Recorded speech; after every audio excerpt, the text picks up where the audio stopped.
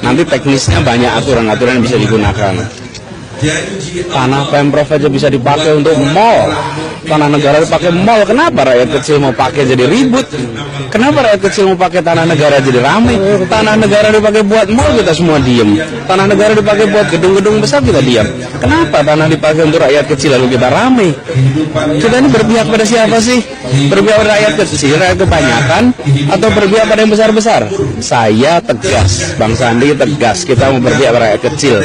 Kita cari caranya supaya aset Pemda yang begitu besar ini dimanfaatkan ke rakyat kecil, bukan sekedar untuk pembesar yang besar-besar. Kalau mau reklamasi dicari caranya supaya mudah, bahkan aturan pun diterabas. Tapi untuk rakyat kecil semuanya terikat aturan. Anda ini berpihak pada siapa sih? Berpihak rakyat kecil, berpihak orang gede? Kami mau berpihak rakyat kecil. GPMI mati, NKRI mati, Pancasila jaya, Pancasila jaya. Anies Presiden, Anies Presiden, Anies Presiden.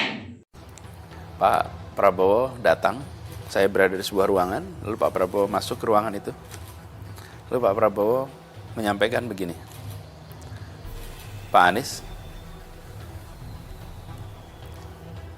saya akan mencalonkan Anda menjadi calon gubernur. Ini tugas besar kira-kiranya. Lalu beberapa hal sampaikan. Lalu dibilang kata begini, saya bukan hanya lihat Anda, saya lihat adalah kakek Anda dan kakek saya. Kakek Anda dan kakek saya sama-sama bekerja mendirikan Indonesia. Dan hari ini cucunya, saya dan Anda harus kerjasama untuk menyelamatkan Indonesia. Ini bukan sekedar Anda dan saya. Kita meneruskan apa yang dikerjakan orang tua kita. Yang ada ini ingin kami berikan, terutama saya sebagai pimpinan ini berikan ya Allah. Sebelum mencabut nyawaku, aku ingin lihat Indonesia yang lebih baik daripada hari ini. Aku ingin lihat Indonesia yang lebih baik, Indonesia yang tidak menyanyiakan rakyatnya yang lebih tertindas dan tereksploitasi. Si kaya menekan si miskin, si pintar membodohi si bodoh sesuatu. Dan kutuklah kami termasuk diriku ini kalau kami mengkhianati komitmen ini. Kami ingin perbaiki bangsa ini. Ini bukan soal cita-cita menjadi presiden. Ini bukan soal cita-cita duduk di posisi apa. Ini adalah soal melunasi janji kemerdekaan kita. Janji itu adalah melindungi, mensejahterakan, mencerdaskan, membuat keadilan sosial bagi seluruh rakyat Indonesia. Dan janji itu harus dilunasi oleh semua kita. Panggilan dari Komite Konvensi untuk terlibat menjadi calon, saya melihat sebagai panggilan untuk turun tangan, untuk terlibat, untuk ikut melunasi itu. Dan saya mengatakan saya akan luruskan niat, saya akan tegaskan sikap, dan bismillah saya akan menyampaikan siap untuk menjadi calon di dalam konvensi calon presiden Partai Demokrat.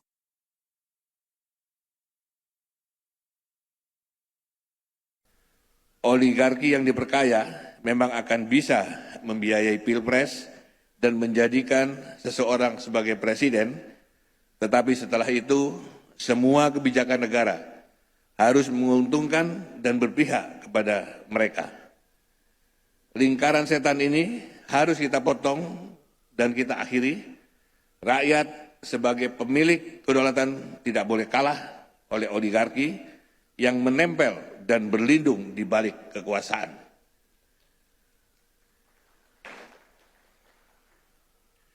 Jadi sekarang tergantung dari leadership kita, apakah pemimpin kita mau memelihara dan dipelihara oleh oligarki, sehingga tinggal duduk manis, dapat saham dan setoran, atau memikirkan saat dia dilantik dan membaca sumpah jabatan yang diucapkan dengan menyebut nama Allah.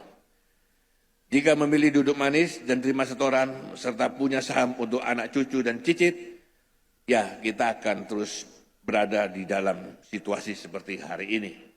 APBN defisit, kemudian ditutupi dengan utang luar negeri, lalu rakyat disuap dengan BLT untuk sekian puluh juta rakyat dan seterusnya. meskipun tidak ada satu pihak pun yang bisa mengecek angka-angka itu di lapangan. Oleh karena itu, kita harus berani bangkit, harus berani melakukan koreksi bahwa sistem ekonomi Pancasila yang disusun sebagai usaha bersama untuk kemakmuran rakyat yang sudah kita tinggalkan itu mutlak dan wajib untuk kita kembalikan. Tanpa itu, negeri ini akan dikuasai oleh oligarki yang rakus menumpuk kekayaan dan rakyat akan tetap kere.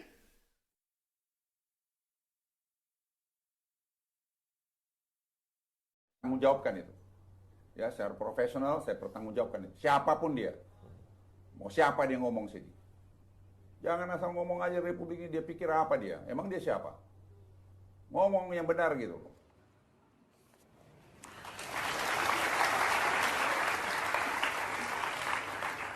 Tanggapan Anda, Pak Gubernur? Insya Allah saya akan terus dan tetap pegang aturan-aturan yang ada. Terus. Justru karena kita menggunakan aturan itulah maka kita menertibkan.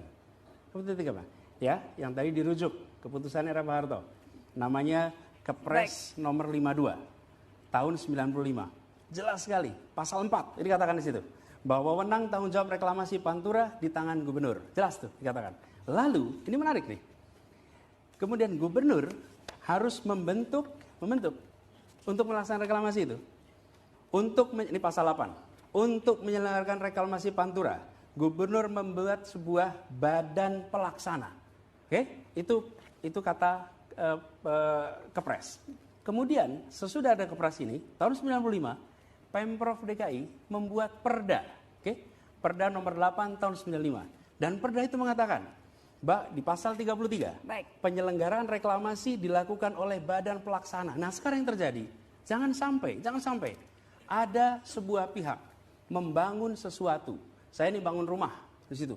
Sudah saya bangun rumah atau bangun gedung tinggi, besar, tanpa mengikuti aturan.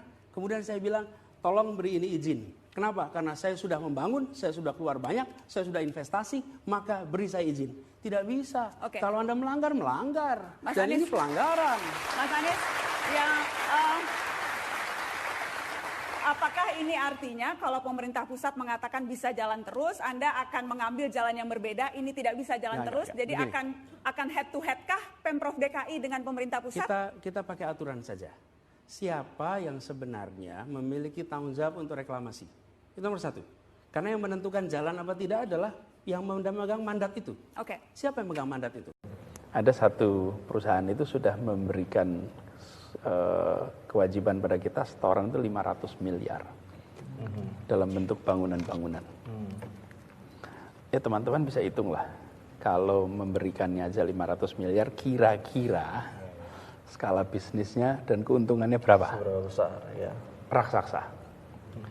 Tapi saya diberi amanat ini oleh rakyat, itu bukan untuk gentar pada kekuatan uang, tapi untuk melaksanakan semua yang menjadi ketentuan. Dan saya ingin kirimkan pesan pada semua, jangan pernah coba-coba rupiahkan otoritas ini. Otoritas ini tidak untuk dirupiahkan dan saya tidak berencana untuk berkompromi dengan rupiah. Berapapun besar ukuran Anda, bila Anda tidak taat pada aturan, saya akan hadapi dan saya akan disiplin. Kita di Jakarta ini hal yang kecil aja jadi besar, tapi ada hal yang besar jadi kecil. Kemarin contohnya Bang, para Pemret itu melihat Jakarta International Stadium. Mereka itu banyak yang bilang, Mas ini ada barang sebesar gini kok kita nggak tahu ya. Gitu. Jakarta International Stadium, karena itu nanti akan menjadi stadion dengan terbesar, terbaik, karena bisa indoor. Jadi hujan pun bisa pertandingan di situ. Di Indonesia ini kan kalau pertandingan sepak bola itu selalu sore. Apa sih konsekuensinya kalau pertandingan sepak bola sore itu? Pada nggak sholat maghrib. Yang nonton sepak bola itu dijamak. Kenapa? Lah mau 80.000 orang mau sholat di mana? Mulai pertandingannya jam 7. Akhirnya semua orang jamak itu. Sekarang sepak bolanya bisa indoor tertutup, jam 10 pagi bisa sepak bola, jam 2 siang bisa sepak bola. Ini kelas dunia ini gitu. Terus saya bilang gini, memang betul di Jakarta ini barang besar bisa nggak kelihatan, barang kecil bisa jadi gede. Jadi, nah gimana kita menghadapi itu? Sebenarnya saya relax, fokus pada pekerjaan. fokus pada janji, fokus pada eksekusi, dan saya hampir tidak pernah komentar juga. Kenapa gak pernah komentar? Karena memang banyak sekali yang cara menjawabnya tidak dengan kata-kata, tapi menjawabnya dengan karya-karya yang nyata. Di situ yang dikerjakan.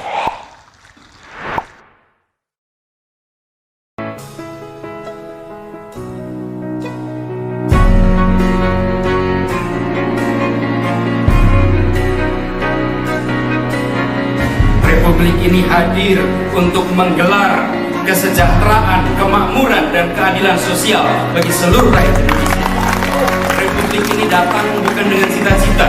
Republik ini datang dengan janji. Janji harus dilunasi pada setiap anak bangsa. Republik ini tidak dirancang untuk melindungi minoritas, tidak dirancang untuk melindungi mayoritas. Republik ini dirancang untuk melindungi setiap warga negara Indonesia tanpa syarat. Agama apapun, keyakinan apapun, etnis apapun, bahasa apapun memiliki hak yang sama untuk mendapatkan perlindungan di Republik ini. Pada saat kita merdeka, penduduk kita sekitar 70-an juta, 95% buta huruf.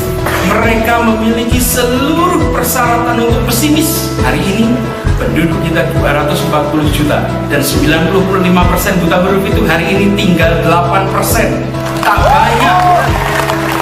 banyak bangsa di dunia yang bisa mengubah dari buta huruf total menjadi melek huruf total seperti sekarang. Kita memiliki seluruh persyaratan untuk optimis.